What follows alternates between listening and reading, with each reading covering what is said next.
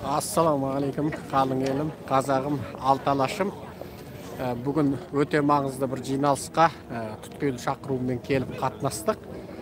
Бізде тағы да осындай жиналыстар болып тұрады. Мына артымызда көрдіңіздер, Қытайдың елшілігі.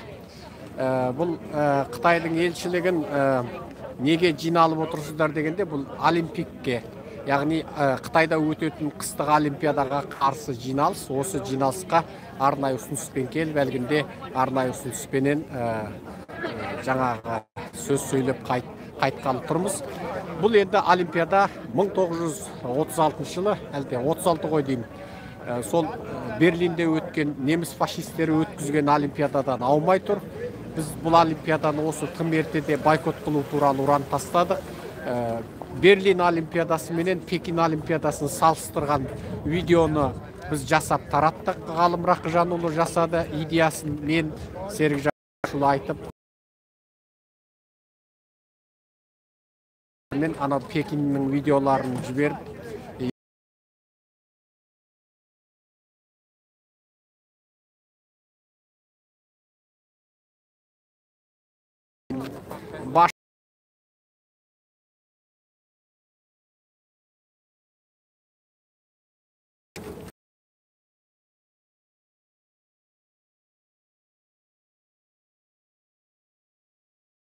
экран жағынан Қытайдың әскери парад өтеді, соның барлығын салыстырмалы жасап өте қысқа видеоны таратқанбыз. Твиттерде кетті оның таралымы, WhatsApp'та кетті. Қаншама тіпті біз білмейтін халықтар, біз өмірі естіп көрмеген жазуды қолданатын халықтар сол видеоны пайдаланып таратып жүр екен.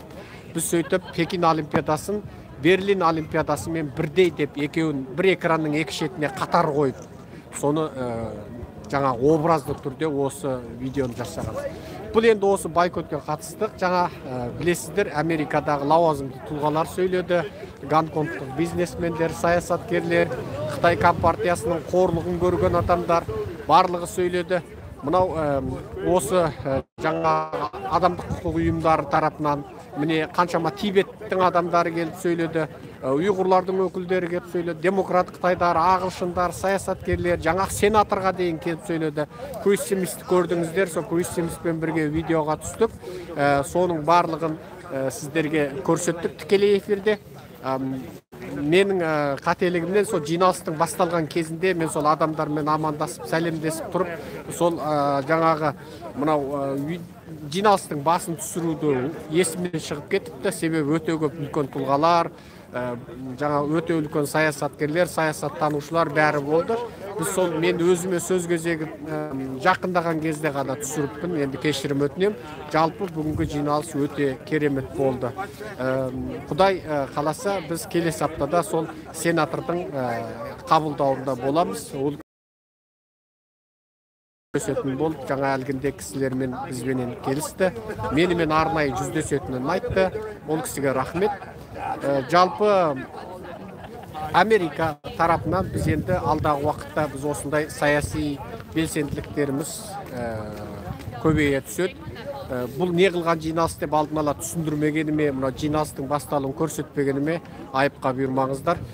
Бізде бүгін міне түс болды, бірақ мен таң атқанша ұйықтаған жоқпын, міне екінші тәулік ұйықтаған жоқпын. Бізде 27 январ түскі сағат 12:16 2022 жыл. Мен таң атқанша білесіздер, YouTube каналды көрсеңіздер, сол анау күйеуін жаңағы Жамбыл деген азаматты 8 жылға 12 жылға соттатпақ болған жаламен кембінің жоспары туралы видео сұхбат болды. Сұмдық сот деген, одан інісі мен ағасын қатар соттағалы жатқан ол туралы тікелей эфир болды. Сосын тағы қаншама телефондарда сөйлестік.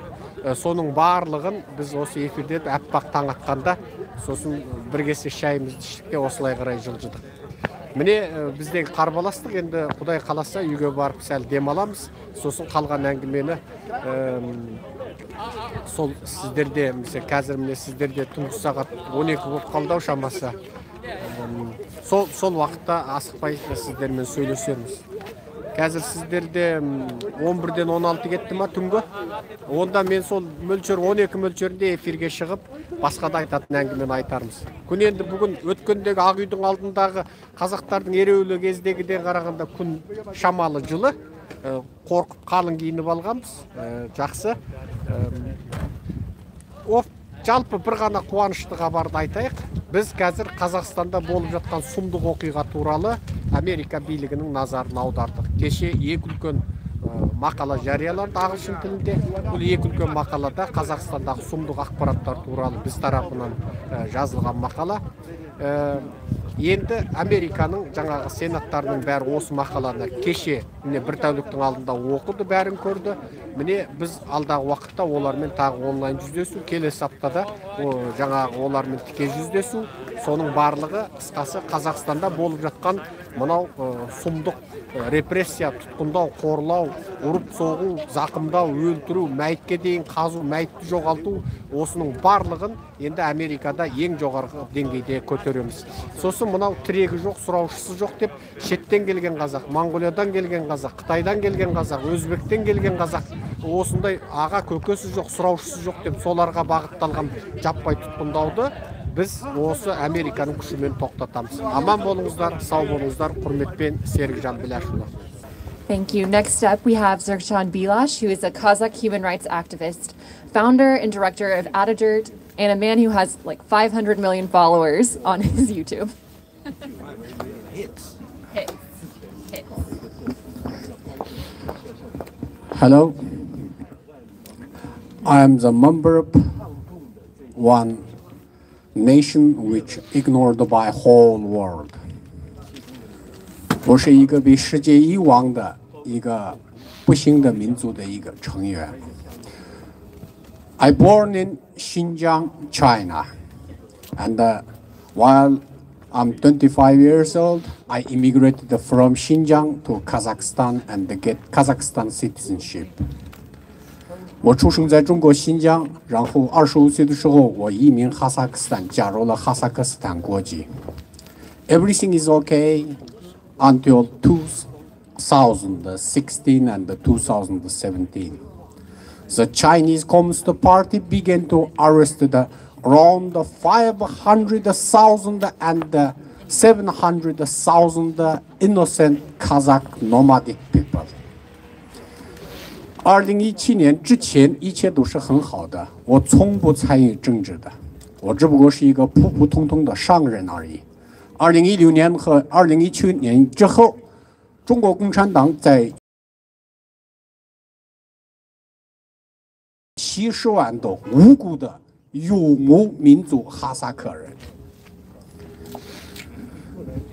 The arresting Kazakhs, there are a lot of reasons. And the former detainees, the detainees which rescued by my team, Atadirt Kazakh Human Rights, Besidan Almaty, Kazakhstan, they exposed the truth inside the Chinese concentration camps. And they said there are 72 crimes against innocent Kazakh people and the Uyghur people.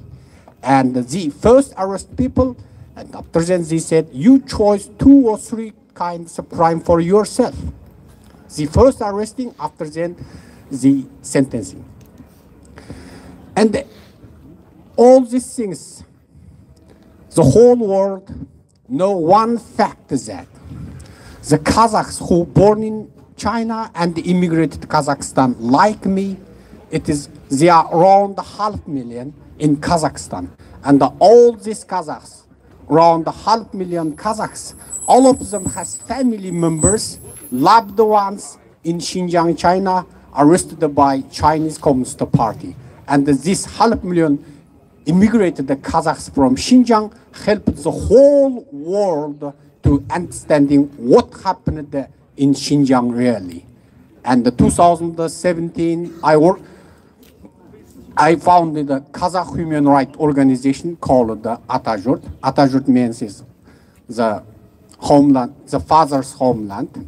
And we began to collect facts about concentration camps. And after then, I found that it is not only so-called re-education camps, it is genocide. And in 2017, I first called it is genocide against Kazakhs, Uyghurs, Kyrgyzs, and the other ethnic minorities in Xinjiang. And we collected around 30,000 video testimonies And all these women who lost their husbands, all the children who lost their parents. And they cried and they told where, when, why Chinese Communist Party arrested their loved ones. And we began to show the facts, the concentration camps in Xinjiang exist. And the Chinese government first, they never confirmed it, but after that they have to confirm that. They are called it re-education camps and some education centers. And we rescued the tens of thousands of Kazakhs from Xinjiang re-education camps, and also hundreds of Uyghurs and thousands of Kyrgyz people. And that's give us a second chance to expose the Chinese Communist Party's crime against humanity. And these people who rescued by my team, Atatürk Kazakh Human Rights, they told the truth. They told the very bad history inside the camps. The Chinese Communist Party, how tortured them, what kind of judgment for them, everything they told the world. Everybody maybe know one of the lady who first exposed the Chinese Communist Party's crime inside the camps. For example, the gang rape and the sex slave inside the camps. And this lady, Tursunay Ziauddin, we rescued her 2 times. First, she is Uyghur and her husband is Kazakh, and a Kazakh who get Kazakhstan citizenship immigrated from Xinjiang to Kazakhstan. And we rescued Tursunay Ziauddin. And she is the first Uyghur woman who rescued by our team, and the Chinese government have to release her because her husband visited us, recorded a lot of video testimonies, and we published it, and we translated it to a lot of Western languages, and we published it. And because of the pressure, Chinese government have to release this lady. And we rescued her second times, and the Kazakhstan government went to deport her to China again because of Chinese pressure to Kazakhstan dictatorship regime. And next time we rescued her from Kazakhstan, I teach her to require refugee status from Kazakhstan government, and the Kazakhstan government no way to give her to any opportunity to give her refugee status, and let her away. First let her go Turkey, and the second time to America. And we, the small group called Atatürk Kazakh Human Rights, we are the first team in the world who collecting 30,000 video testimonies. And we are the first team exposing the Chinese re-education camps. And we have tens of thousands of video testimonies. Until now, we didn't translate the English because we haven't enough resource. And now Chinese government also making anti-humanity actions in my country, Kazakhstan. You know, at the beginning of January, Kazakhstan happened a big rally, a big demonstration against Kazakhstan dictator regime. And now, after the failure of the demonstration, Kazakhstan dictator government began to mass arrest in Kazakhstan. They began to arresting innocent Kazakh young people. And the Chinese company Huawei and the Chinese company Hivision now helping Kazakhstan national security, that kind of high technology face recognition to arresting more and more people. And everything shows Chinese Communist Party is a common enemy of whole human being. Thank you very much. Well, thank you. Up next, we have a very special guest. We have Congressman Chris Smith here, a U.S. representative from New Jersey, who is a longtime friend of the Chinese people and for all those that are fighting for democracy and rule of law in China. He is a senior member on the Foreign Affairs Committee of the House, is a ranking member of the Congressional Executive Commission on China. Chris Smith, everybody. Thank you.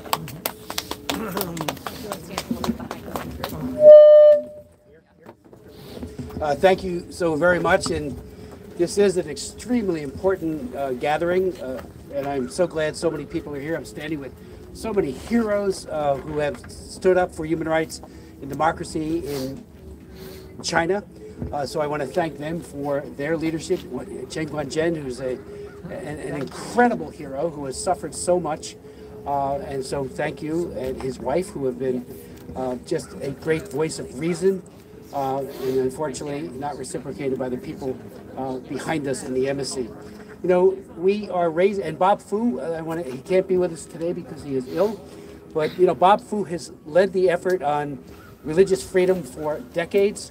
Obviously, he was incarcerated after Tiananmen Square, and Bob is, you know, I've gone to China. Now I'm barred from going to China now, they won't give me a visa.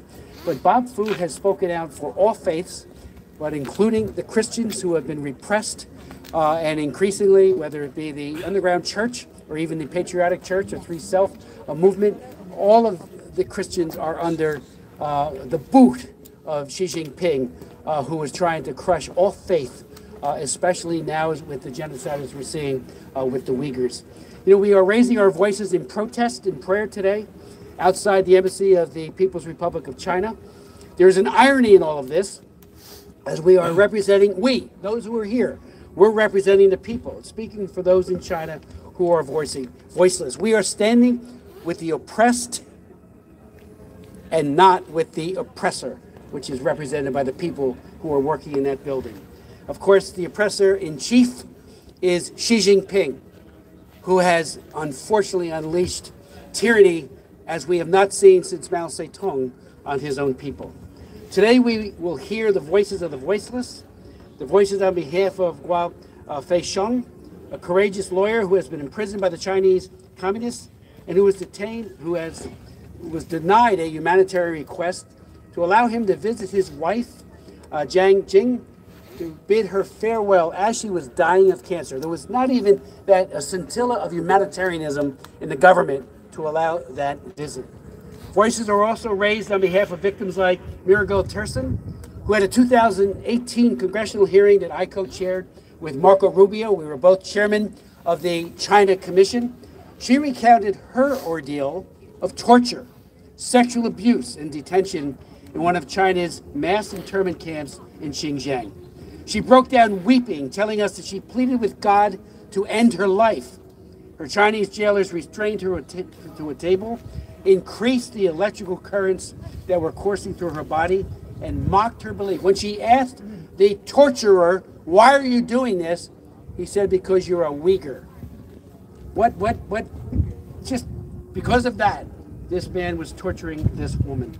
Today, our voices are also raised in defense of those who are seeking freedom in Hong Kong. You know, as many of you know, I was the prime sponsor of the Hong Kong Human Rights and Democracy Act, introduced it in 2014. Finally, it got passed. Marco Rubio's also got passed. It is signed into law. But frankly, it was too late. Xi Jinping was already getting rid of the basic law and the UK Sino Agreement, which guaranteed fundamental freedoms and human rights to the people of Hong Kong. We're also here to protest the Genocide Olympics, which will begin next week. And I believe that the Olympics now have been tarnished, trashed, and torn. These are Xi Jinping's Genocide Olympics, held in a nation that places its own people in concentration camps, forcing ethnic Uyghurs, Kazakhs, and Kyrgyz to go into labor camps. The definition of genocide is being met in every single category by Xi Jinping's monstrous imposition of persecution on the people in Xinjiang. Every single one, including forced abortion, the concentration camps, and of course trying to get people or to put them and their children, separate the children from their families and indoctrinate them in a way that Xi Jinping wants them to be, away from their ethnicity and away from their hallowed belief and their Muslim ideals. Fortunately, Congress has passed the Uyghur Forced Labor Prevention Act. I was the principal Republican co-sponsor of that bill, and that will make a difference if it's effectively implemented by the Biden administration. Now the burden of proof shifts to those importing goods from China, from the sneakers to solar panels, to prove that they were not made in Gulag labor. But we must also call out today, and we are, those who profit from the genocide games that will be held in Beijing. We call out sponsors like Coca-Cola, which virtue signals when it comes to protesting common sense laws designed to curb voter fraud in Georgia, but then turns a blind eye to the harvesting of organs of Uyghurs and Falun Gong practitioners. We also call out NBC, which will broadcast the genocide games but refuses to say whether it will cover those athletes who raise their voices to protest the vile human rights abuses of Xi Jinping and the Chinese Communist Party. We call out the IOC. You know, back in 2018, Marco Rubio and I sent a letter to the IOC and said, please move the games. They're committing genocide. And Xi Jinping, like no other, is committing human rights abuses across the board. I was in China in the early 1990s when Wei Jingsheng was allowed out of prison because they thought by letting this tremendous human rights defender out, they would get Olympics 2000. They didn't get it. They rearrested him and then tortured him almost to death. And Wei, of course, is a great hero today and is speaking out over and over about this Olympics. In 2008, Frank Wolf and I went to China and we protested the fact that the dissidents were being rounded out before that Olympics, rounded up by the Chinese secret police and interrogated so that they would have no contact whatsoever with journalists and with athletes. And we said to the IOC, they will do it again, and they'll do it again on steroids, because this is a harsh and cruel dictatorship that is crushing its own people and is doing it each and every day. We also call out today the corporate America, so much of it, like billionaire co-owner of the Golden State Warriors, who has said cavalierly, I watched that tape 3 times. I couldn't believe he would say what he said. No one cares. Well, we care. The American people care. And our friends across the planet who believe in human rights do care. So I ask you all today to redouble our efforts. I hope that people will boycott watching the Olympics. I like the Olympics. They should be held somewhere else. And we have argued for that for years. Thank you for being here today. And again, the people who work there and who work in the Chinese Communist Party are doing the most cruelest things to people who just want freedom and democracy. So thank you for your witness today.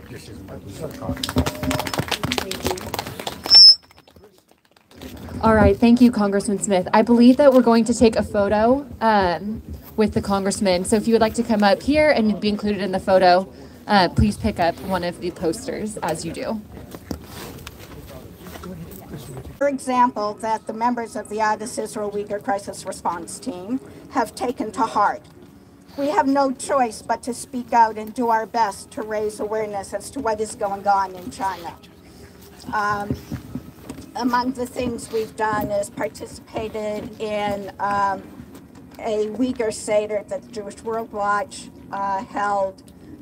We have hosted a member of the Uyghur community to share his story with our congregation. We participate in the Uyghur Wellness Initiative. We hold monthly protests at the embassy, the Chinese embassy, on the 4th Thursday of the month. And so that means that, yes, today I'll be back here at 6 p.m. For our own protest, smaller than this, I believe. Because unlike in 1936, we must protest these genocide Olympics. In addition, we spearheaded a letter to the Biden administration from over 200 rabbis and community letters from over 22 states, urging the administration to do more and to ensure that at least some will ignore the Olympics and boycott them. We're holding a webinar during that period. But we know we must do more. Jewish morning prayers begin with a series of very short blessings. And to be honest, I don't pray every day or every morning, and so I got these from an opinion piece that Deborah Lipstadt, the historian and President Biden's nominee, to be the U.S. Special Envoy to combat anti-Semitism wrote for a different context. One of them thanks God for freeing the captive. Another thanks God for opening the eyes of the blind. A third thanks God for allowing us to stand tall and straight. We know that the captives will be free when the eyes of the world are open to the reality of the genocide taking place in China. And then we will all stand tall and straight. Thank you.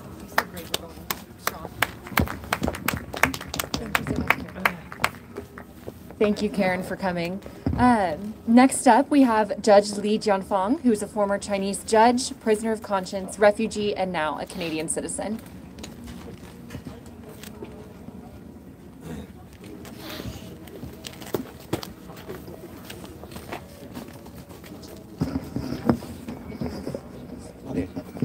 我是来自加拿大价值守护者联盟和团结工会的李建峰。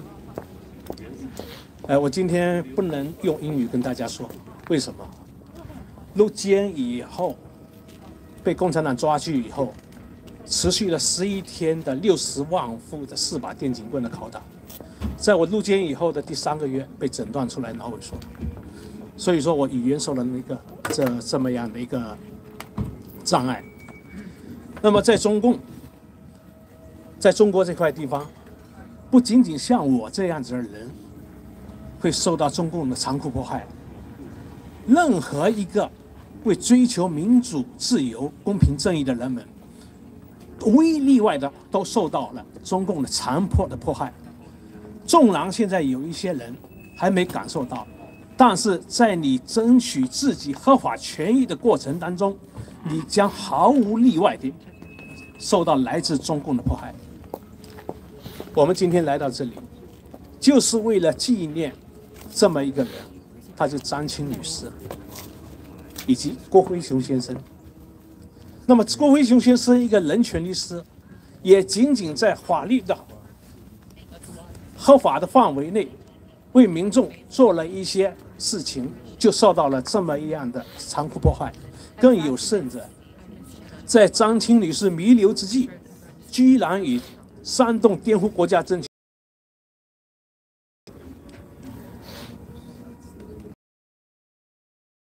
当中离开了我们。不仅仅是张青女士，在我身上也是发生了这样的类似的事情。我的母亲、我的父亲相继离世，那么就是在弥留之际，也就是想见我最后一面，但是中共对我的这个要求回去的答复给予拒绝了。那么中共在他的法律以及法规当中明确规定了公民具有合法的这个权利。中共的宪法把人权写在纸上，中共的刑法规定了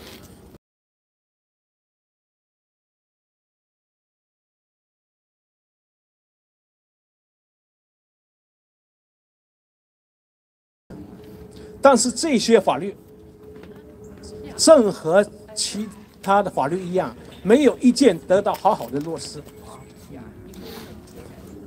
他们完全就是一块遮羞布，是一个大淫妇身上的一块华丽的遮羞布。这块遮羞布上布满了他的精血和淫水。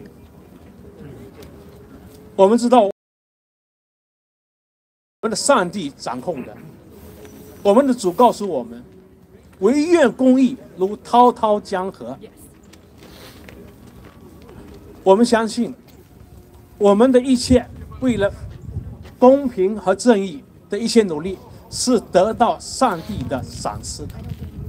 我们的主也说过，要把这个千年古蛇要投进无底深坑，他们所做的罪将接受最后的审判，这个审判的结果就是死。所以我们在此呼吁，释放郭飞雄，抵制北京奥运。谢谢。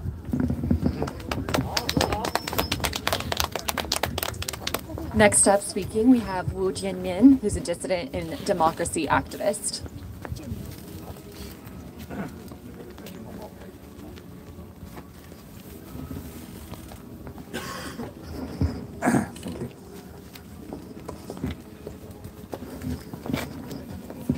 感谢大家那么多朋友到这个地方来。今天呢，大家可以看到，这个华盛顿 DC 中国大使馆门口呢，气温非常的低，很寒冷。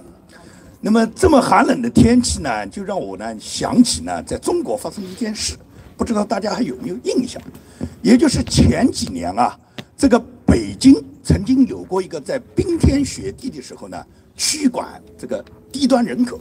也就是习近平的这个爪牙，北京市市委书记蔡奇，他曾经在北京，在非常寒冷的气候下，也就像我们今天这样的气候下，他突然在夜间把大量的所谓低端人口驱赶到马路上，也就是连夜把你们全部赶走。那么这种情况它的出现，它意味着什么呢？意味着是中共不断地压榨中国人民的底线。它也就是对你老百姓的这种残酷的这种迫害，在光天化日之下，在冰天雪地里面，在连夜把你们赶到这个寒冷的天气中去，在这么冷的天气中，我们就应该感受到共产党的残酷。那么，这是我举的一个例子，就是在这么残酷的一个状态下，共产党他居然在中国他要办什么奥运会？我想大家都应当有这个印象，在2008年，中国在申请这个北京第一次办夏季奥运会的时候，他们向全球、向全世界、向所有国际社会，他们做出的承诺是什么？他们的承诺是改善人权，是因为在中国举办了奥运，中国的人权从此就大大改善，中国社会的民主进步就会像其他的这个民主发达国家一样，走向民主正常的阶梯。所以说，全球的正义人士和很多善良的这些民主国家、这些领导人们，包括所有全球爱好和平的人，都听信了中共的这个鬼话，就是被中共欺骗，相信他们举办了奥运会以后，中国的人权就改善了。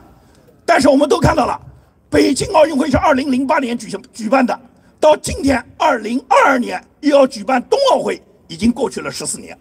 那么这14年里面，你们说中国的人权改善了吗？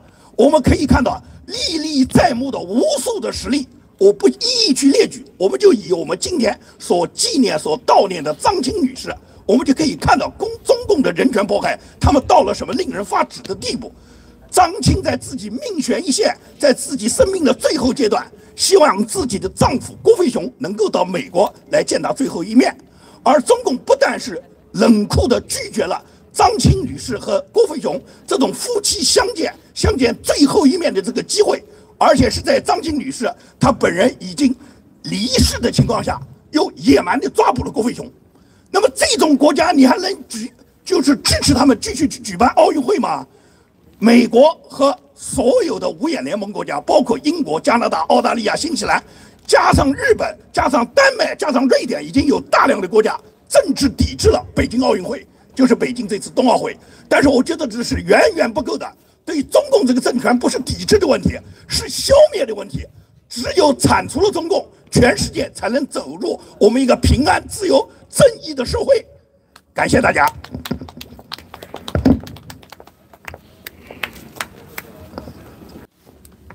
All right, thank you. Next up, we have Lama Guzan, who is the Vice President of the Sino-Tibet Friendship Group.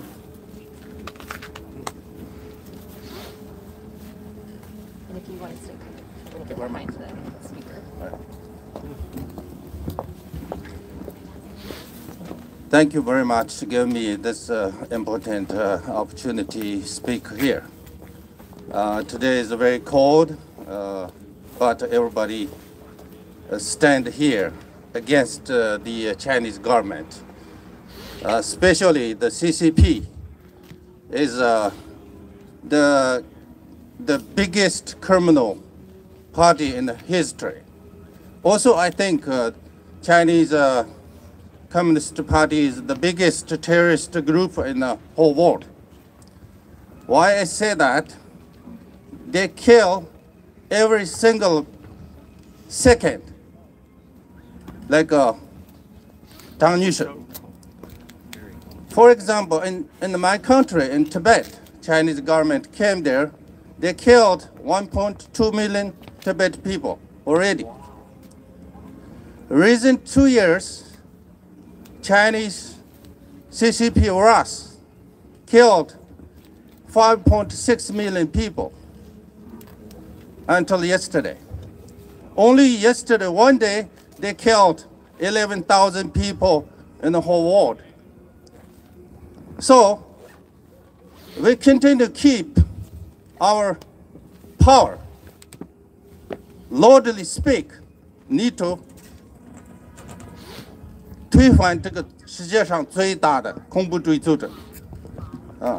如果不推翻这个组织，那我们不用说在中国，全世界都没有永远的和平。因为我们一定要站出来，推翻这个世界上最大的这个暴政，尤其是这个习近平当了这个总书记以后在西藏每天都发生这个很大的事情，为什么呢？我们西藏人不能说这个西藏话。特别在那个 elementary school closed. 80% Tibetan student sent to Chinese boarding school. That means they kill Tibetan cultures. Also, Tibetan people cannot pray Dalai Lama. The 14th Dalai Lama is the most peaceful person in the whole world. But Tibetan people cannot pray for him. There is no religion freedom. So, all the nation together, we need to 推翻这个世界上最大的这个恐怖主义组织。谢谢大家。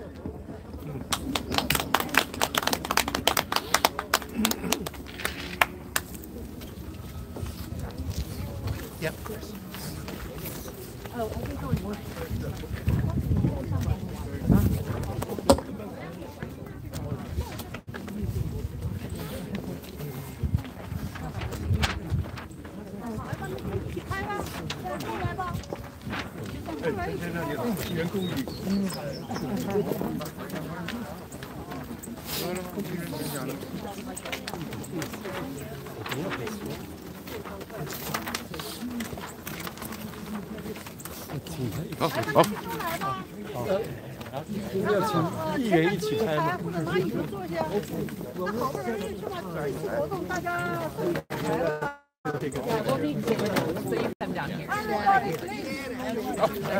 Take one of those, take your favorite.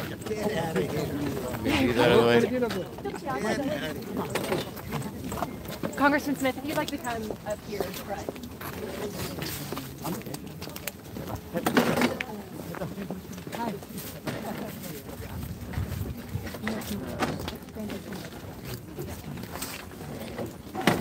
Right. All right.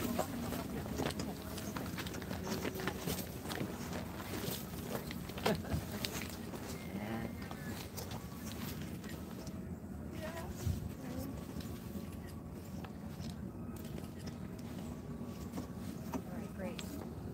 Thanks, everyone.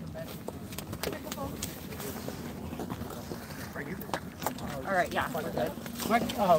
Let's see.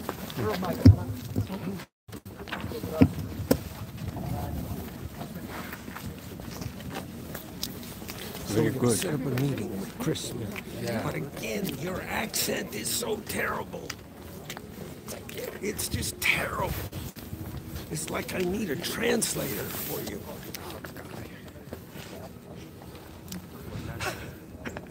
I think you speak very good. I mean, yeah, we're in the shadow here. I think comparatively. And it's all Finnish.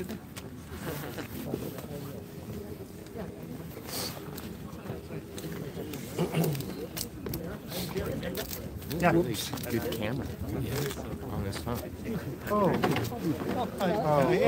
Wow. That's okay. There's only, there's only one more protest. You're right that we should. In maximum, sometimes 12,000. 2,000. Wow. 12. 1, 2, Oh. 12,000. Wow. Well, I'm speaking Kazakh because a lot of people they can't understand English. Right. Yeah. Makes sense.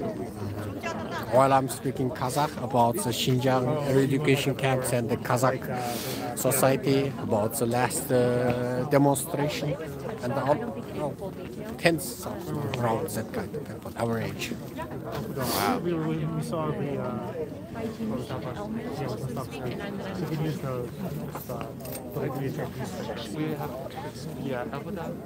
Chris Smith, very popular. Yeah. And the public is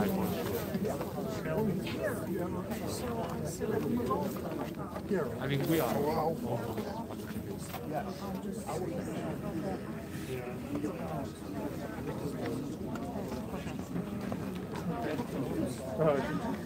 I think that would be great. Oh, so next year. Yep. I know they do.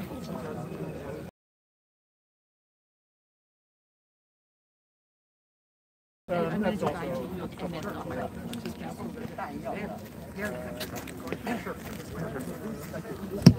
All right, we're going to continue on with our speakers. Next up, we have Bai Jianmin, who is the Vice President of the Federation for Democratic China, USA. A little bit right here.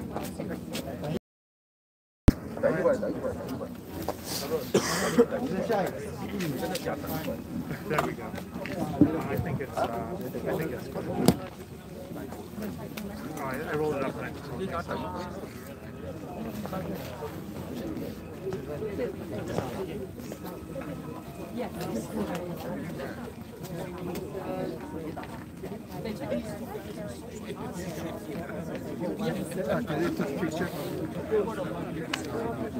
Yeah, normally they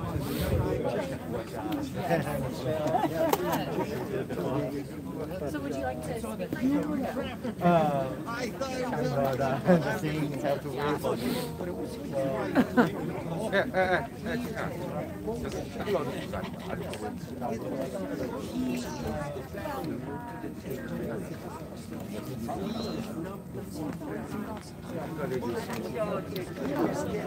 He knows.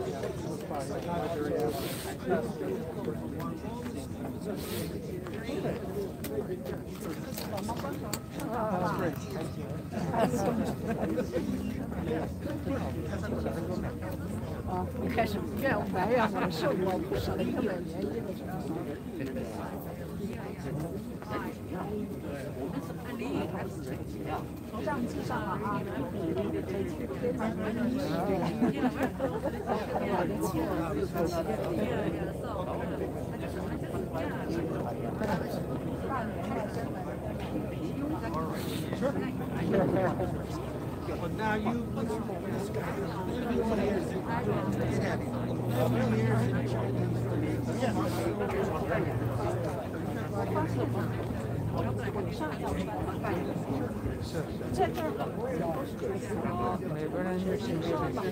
oh, if it isn't Beijing herself. Here's a man married to Beijing. Wow, that's just wonderful. This is, I think it is so unfair every time I see the two of you. Here you are blind, and you pick and you get the most beautiful woman as your wife. All these other guys who can see have these ugly wives. They need beautiful wives, and you get the most beautiful wife in the whole world here. Not fair. It's not fair to other people. I think he knows exactly what they do. I think you're right. I think you're right.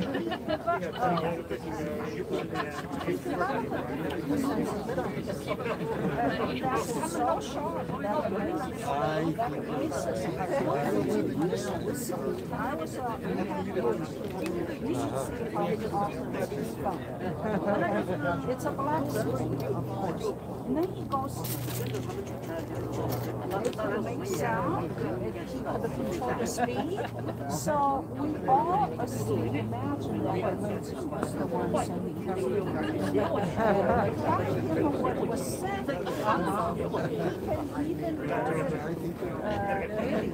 so do you think he doesn't know what his wife looks like?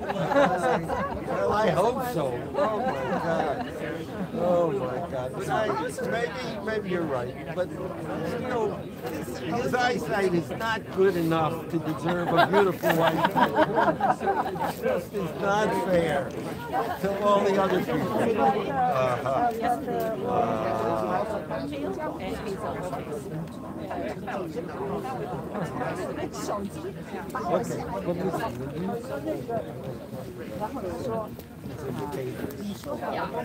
Because we're going to be going to Maine. So I want a chance to talk to you. Yeah, I would do it now. Okay, now? Yeah.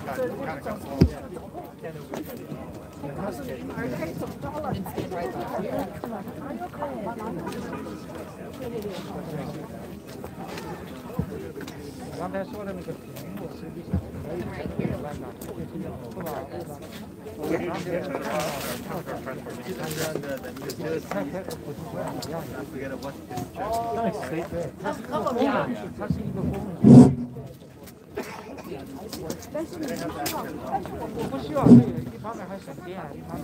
各位来宾，大家好。独立作家、人权捍卫者郭飞雄的太太张青女士因患癌症医治无效，1月10日离开了她深爱的丈夫和2个子女。多年来，她因为郭飞雄被中共国保骚扰监控，反复的坐牢而担惊受怕，受尽了煎熬折磨。她后来带着2个孩子来到美国，在异国他乡独自挑起抚养孩子的重担，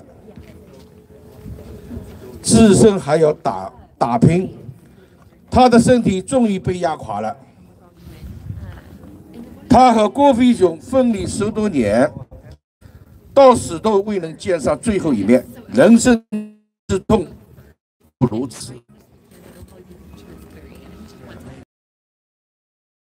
来美国探望病重的妻子，中共阻挡。在去年12月，张青病危之际，郭飞雄试图再次赴美时被中共抓捕。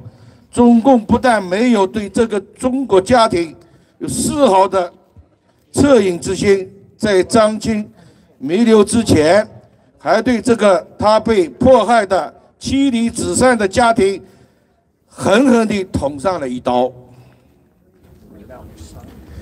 张青死不瞑目，多少人间的悲剧是中共制造，多少家庭因为中共的迫害骨肉分离，家破人亡。中共更无此事。张青刚刚去世才2天，尸骨未寒，中共在1月12日竟然以煽动颠覆国家政权罪对郭飞雄签发逮捕令，毫无人性，丧尽天良。在世间找不到比中共更恶毒者，中共之邪恶罄竹难书，人神共愤。中共一天不亡，都不知还有多少骨肉分离、家破人亡的人间悲剧发生。中共一天不亡，中国人仍像韭菜那样任其宰割，被其奴役，受尽谎言洗脑，只能忍气吞声，苟且偷生度乐，更没有自由可言。中共一天不亡，这个幽灵还继续在地球上空游荡，带来恐怖、危险、病毒，世界永无宁乐。中共一天不亡，中共就会像无孔不入、无处不在的病毒那样，毒害全世界，带来无休无止的生灵涂灰、天灾人祸、白骨庐山。在这次中共病毒疫情中，全世界每个人都看到了，中共谎言、隐瞒、甩锅，像毒蛇般的狡猾。为了他自身的存在和利益，他是不管人民死活的。他要把人都当作他的陪葬品，跟他一起进坟墓。他本身就是最毒的病毒。中共从来都行凶指示，只要被抓住就赖账，甚至倒打一耙，企图赖掉新冠病毒的病毒来源于武汉。就中共本身就是不断的向世界输出威胁、恐怖，这是比新冠病毒更毒的病毒。中共就是毁灭世界的病毒的来源，所以全世界的人民必须与中共势不两立，与他有血海深仇。中共是迫害、屠杀中国人民的罪魁祸首，是毁灭世界的魔鬼幽灵，是吞噬全世界人民的最毒的病毒。因为中共病毒肆虐狂啸，人类已经到了千钧一发、非常危急的时刻。中共病毒至今已造成全球35635万人确诊，562万人死亡，而且还不知有多少人生命惊险一线，危在旦夕。所以我们要把中共的画皮扒下来，所有中国人，让全世界人看清他是什么货色。我们要抵制他、声讨他、制裁他、打击他、消灭他，绝不能让中共病毒继续毒害世界。这不是在搞政治，这不是政治斗争，这是人类的自我拯救，否则人类别无出路。让我们高喊！今天我带着中共棺材来的，也配上了哀乐，让我们高喊：打倒中国共产党，消灭中国共产党，共产党滚出中国，共产党滚出美国，共产党滚出联合国，共产党滚进坟墓。谢谢大家。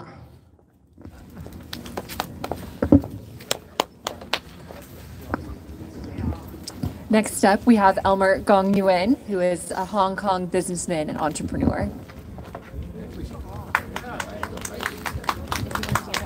Can I speak?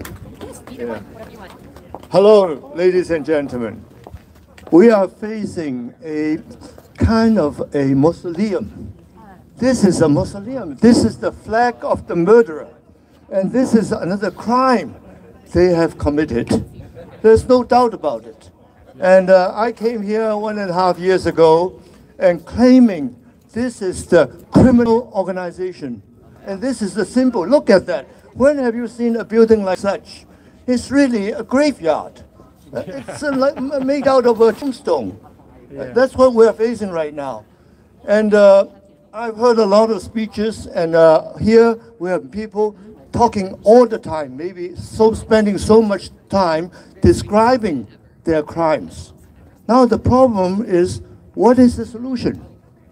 What is the solution? Are we going to come back here year after year, day after day, protesting? I'm going to London and I'm going to have another protest on Genocide Olympics. But is that the solution?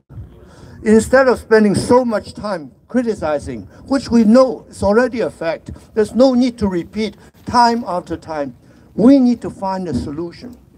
So hopefully we have a new Congress coming next year. We want to make sure something is done. We want to break off the relationship, take them out.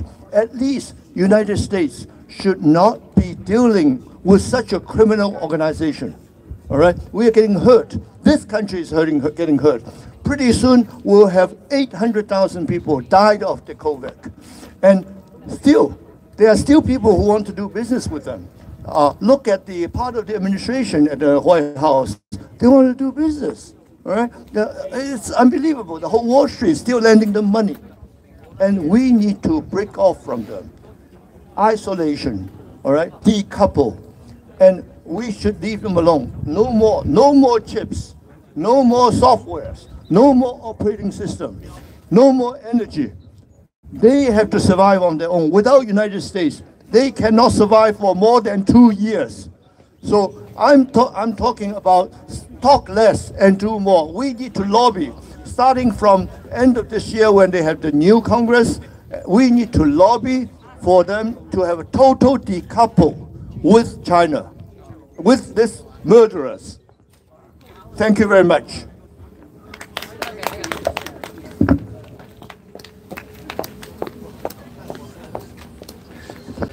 Thank you, Elmer. Next, we have a longtime friend who has housed many a Chinese dissident and human rights lawyer, Anna Wong.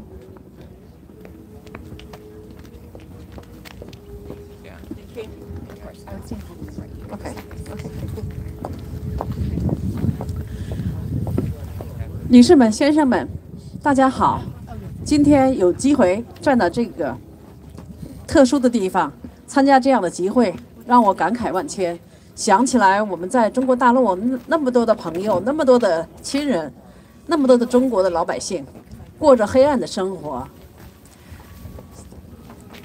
尤其是今年，那么在现在奥运会即将开始的时候，让我感觉到我们每一个人身上都有责任和义务，能够尽快的结束中共统治。100年以前，中国共产党成立的时候，它带给中国人民的灾难和痛苦就开始了。回顾这100年以来，中国人民遭受的痛苦举世无双。那么在中共在2008年成立，他第一次开奥运会的时候，那么在北京全程军管。就我本人来讲，我经历了2008年在北京的奥运会，那么看着它的开幕式那么的绚丽，那么的光彩，实际上整个城市都被军管，极大的影响了人民的生活。北京开奥运，首先是对中国人民生存权利的一种侵犯。那么其次在此特别想提醒各位，就是中共的欺骗和它的渗透和它的宣传。我希望越来越多的人能够认识中共的真实面目。中共带给中国人民的就是痛苦，就是灾难，就是死亡。所以有这样的机会能够站到这儿，让我尤其感觉到我们有责任和义务结束中共。只有结束中国共产党，中国人民和中华民族才有希望。大家一起努力，谢谢。谢谢。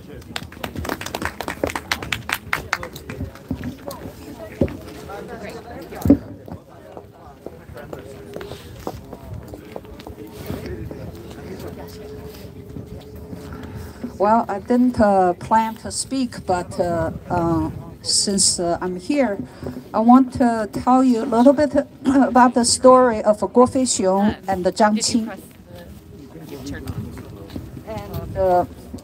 Guo Feixiong is one of the pioneers of China's rights defense movement. In 2005 and 2006, he started he helped the Taishichun village in Guangdong to oust their corrupt village officials and hold their own elections. For that, he was sentenced to 5 years in prison. And he was badly tortured, mistreated, and suffered just the unspeakable pains and inhuman treatment. He was released in 2011 and was out for barely 2 years. In August 2013, he was arrested again for inciting subversion. He was sentenced to 6 years and got out in 2019. So in other words, he spent the last 15 years, he spent 11 years of the last 15 years in jail. Mr. Guo Feixiong, that's what we're talking about. Here is Zhang Qing, his wife. His wife, while she was in Guangzhou, that's where they lived, she visited him in prison, and until the school told her that her children cannot go to school anymore. The older one was 12 years old, around the age, and the younger one was 6 or 7-ish. So she had to leave China. With the help of China Aid, she fled China and arrived in Midland, Texas.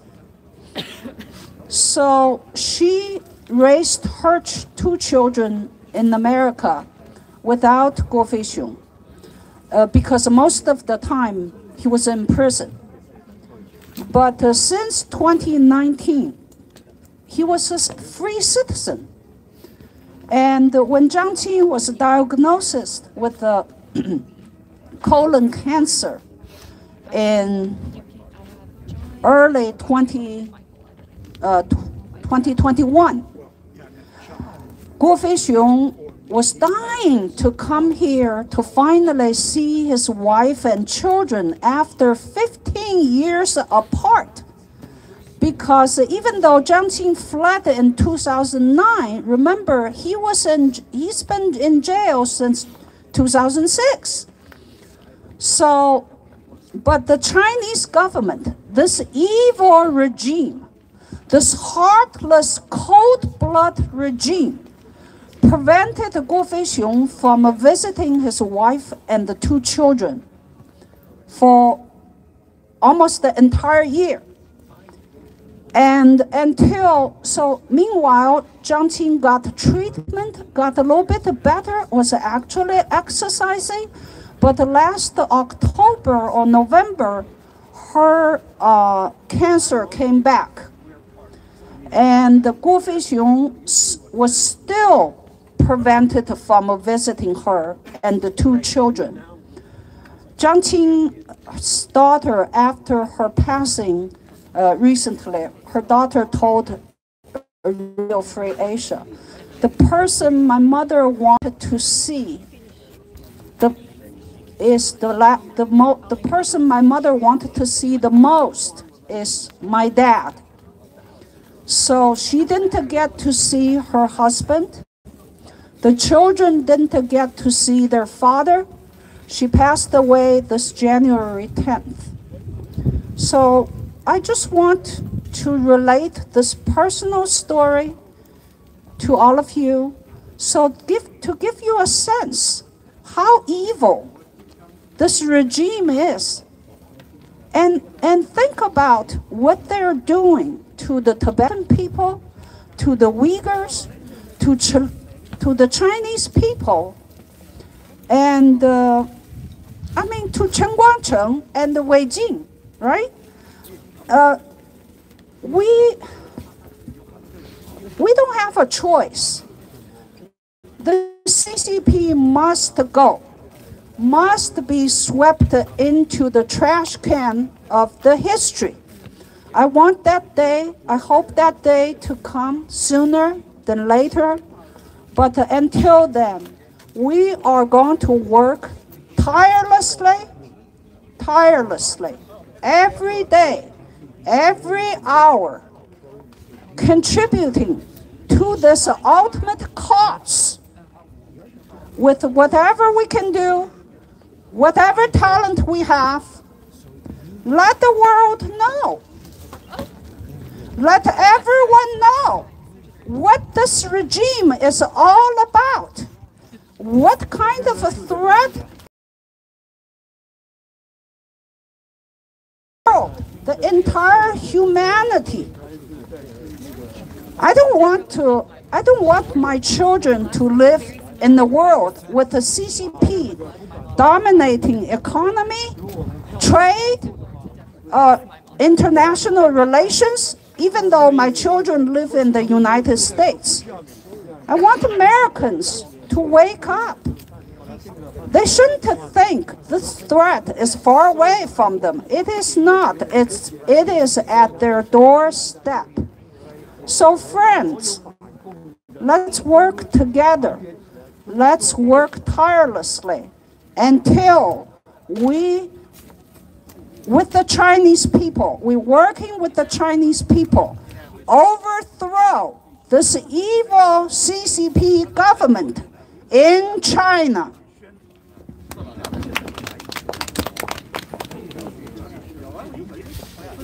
Next up, we have John.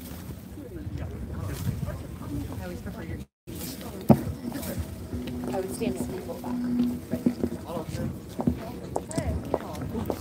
Thank you, Logan. Good morning, ladies and gentlemen.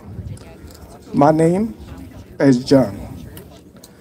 Today, we come here to memorize Zhang Qing. Yet, we not only memorize Zhang Qing, but memorize who was persecuted to death by the Communist Party of China. Since the year 1949, at least more than 100 million Chinese people were killed and persecuted to death by CCP. Today, we call to free Mr. Guo Feixiong, but not only to free Mr. Guo Feixiong, it's also our duty to call for to free all the people to fight against the Communist Party of China, fight for the freedom of the Chinese people. John 8:32 said, "You shall know the truth, and the truth shall make you free."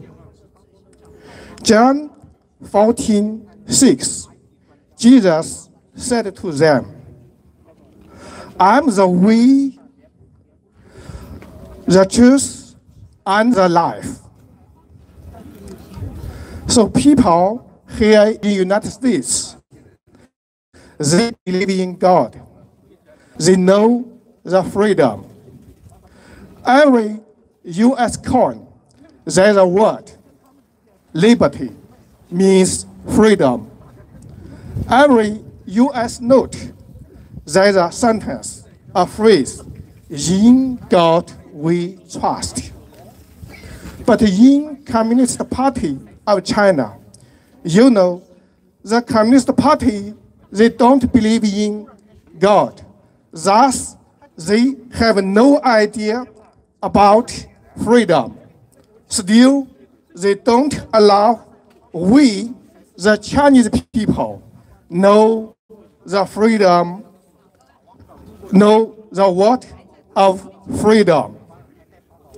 Today, we come here to call for free Guo Feixiong, to free past Wang Yi, to free past John Cao, to free lawyer Yu Wensheng, to free lawyer Wang Yu, to free Mr.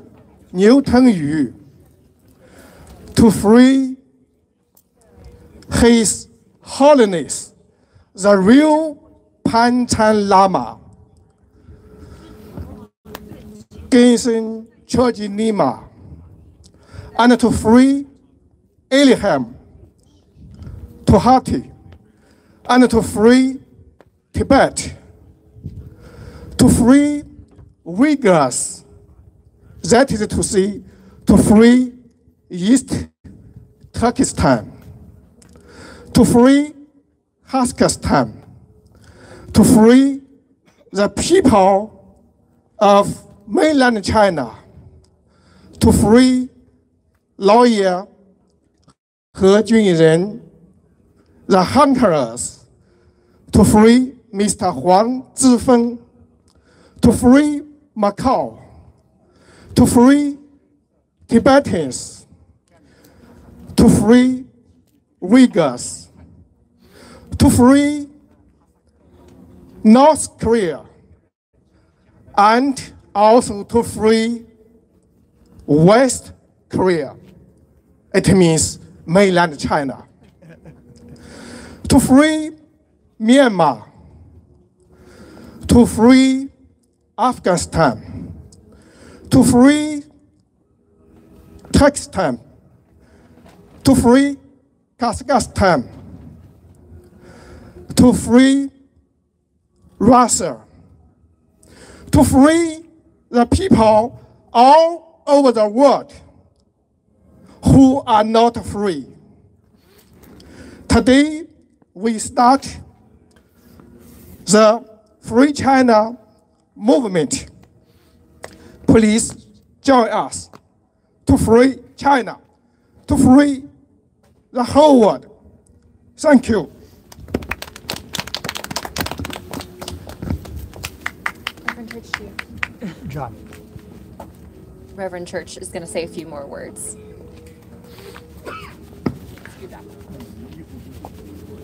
I was requested to make an announcement. The National Clergy Council endorses the Free China movement. And what's the Free China movement? Well, very quickly, it is an attempt to answer the problem. When this regime falls, when that flag is taken down and a new flag of liberty for China is put up, or a variation thereof, when the communist regime is gone, what next? Will you have a vacuum like the French Revolution? Or will you have the American Revolution, counter-revolution? That's the big question. And the Free China movement, its vision is when the regime falls, and it will, and a vacuum, a political vacuum is there in China, the Free China movement proposes a constitutional republic and a civil government ready to be inserted into China, which means that there's quite a bit of preparation for the new time coming. And Professor John Churchill, that's his Americanized name, he's a political scientist. He has fled the communist regime, but he has a vision along with others for this Free China movement. And if it seems too ambitious, I already help speak on behalf of Christians and Muslims with the Free Iran movement. For a number of years, they've had me speak at White House rallies and other places. And the Free Iran movement has a civil government to replace the Iranian regime when it falls. At least that's their hope. And that's their dream. Well, we need to dream big. This gentleman here talked about the importance of solutions. And he's absolutely right. The first step is to do exactly what he said, to put the economic, political pressure on China. And then Jesus Christ is going to bless that. The Chinese government's going to fall, But there's no guarantee there'll be better freedom. If it's like the French Revolution, you'll end up with more blood and new tyrants. So the Free China movement, styled on the American experience of protecting God-given rights, the Free China movement hopes to fill that vacuum and to be the second part of the solution. And so we pray for your blessings on it, for the work of John Churchill and others, for people to help support it. It's just starting, just the first spark, and now we need a fire. Fire for liberty, a fire for free China. And let's pray indeed and hope that the Lord Jesus Christ, the ascended King, will bless it, and that all people be free in China, Christians and Muslims and others as well. And so I do want to again say that the National Clergy Council endorses the Free China movement. Thank you. All right, last but not least, our last speaker today is Michael Horowitz, who is our newest member of Prisoner of Conscience and also a former Reagan administrative official.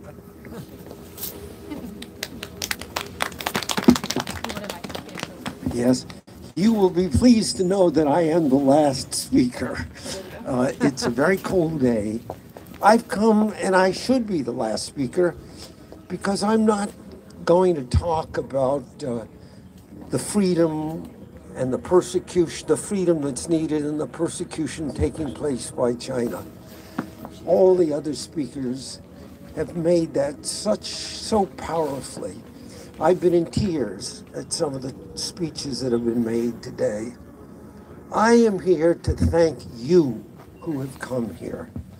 I don't think you understand how powerful you are. I went to work for Ronald Reagan in 1980. At that time, the Russians seemed like they were 10 feet tall, and America was just declining. Reagan had the faith that the desire for freedom was powerful. He understood that the Soviet Union seemed like a big oak tree, powerful and strong and big. But if you've ever seen when there's a windstorm, the oak trees are the first ones to fall. And if you look at the roots of those trees, it's like shoelaces. He understood that the dictatorships of the world can be beaten and will be beaten. And why am I thanking you? I'm thanking you for the sake of my grandchildren, because the people who are here on this cold day, when nobody seems to be listening to you, are the people who will make freedom. And let me tell you the story of how history takes place. People think that in order to make progress, you make a little bit progress today, a little bit more tomorrow, and a little bit more the next day until you succeed. That's not how history is made. I remember people protesting against the Soviet Union, and it would be like today. It'd be a cold day, and nobody would be listening. And here you are protesting the Genocide Olympics, and they're going to take place. You're not going to stop it. And nobody will seem to be listening to what you say. Not to your speeches, not to your stories, not to your prayers. But the way history is made is that brave people like you keep that little flame flickering. And nobody is listening. And then there's an even worse day the next day. And the next and the next. But it is your courage to keep the flame of hope going. And then, overnight, it will seem what was impossible suddenly becomes inevitable.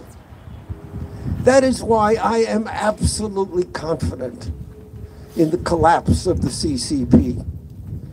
And when it happens, it will mean a life of possibility for my grandchildren, so that China and the United States will be competing to see who builds better television sets and cars. There won't be rivers of blood, but because this evil regime will fall just the way the Soviet Union did, when everybody thought the Soviet Union was going to take over the world.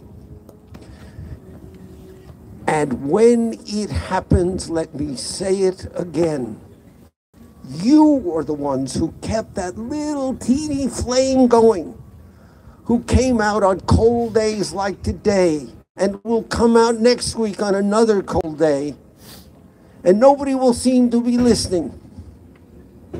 But if one understands history, one understands that you were the ones who provided and made possible that day when overnight the collapse takes place. The story of the 21st century is going to be a story of whether China becomes free. If China remains a dictatorship, it could be the 21st century could be more bloody than the 20th century. So you are rescuing my grandchildren, and I am so grateful to each and every one of you. Never lose hope. You are people who are making history. You are to be listening, bringing down this regime and bringing freedom to a 21st century. So thank you again. Have just a hot cup of tea and know that you are making history, that you are heroes. I think of you as heroes. I know you are heroes, and I thank you.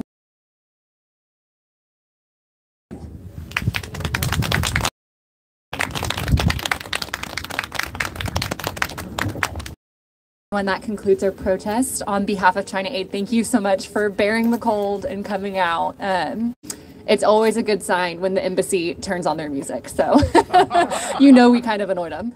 So please, on your way out, please take some coffee. You're welcome to take any of the signs as well, too. I know there's some big protests coming up. And thank you, everyone.